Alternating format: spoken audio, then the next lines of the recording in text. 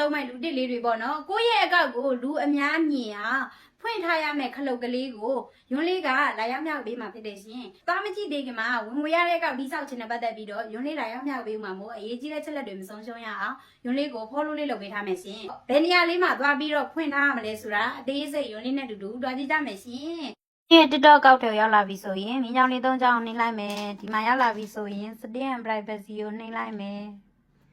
ဒီမှာရောက်လာပြီဆိုရင်တော့ privacy ကိုနှိမ့်လိုက်မယ်ပြီးပြီဆိုလို့ရှိရင်ဒီ English စာတန်းလေးကိုနှိမ့်လိုက်မယ်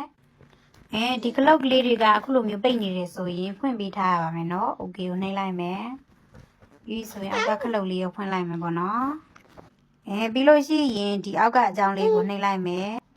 ဒီ cloud ကလေးနှစ်ခုကပိတ်နေတယ်ဆိုရင်လည်းဒီ cloud လေးနှစ်ခုကိုဖွင့်ပေးလိုက်မယ်နော် okay ကိုနှိမ့်လိုက်မယ်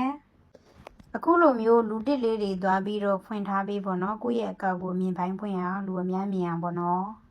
TikTok ကနေလည်းဝင်ငွေရခြင်းနဲ့ TikTok AI ကြိုက်တဲ့ဗီဒီယိုဘယ်လိုမျိုးဗီဒီယိုတွေစပြီးတော့ဖန်တီးရမှာလဲမသိသေးတဲ့သူလေးတွေပေါ့နော်ယွန်းလေးစီမှာတင်တိုင်းရှိပါတယ်ရှင်အခြေခံကနေစပြီးတော့သင်ကြားပေးပါတယ်ရှင်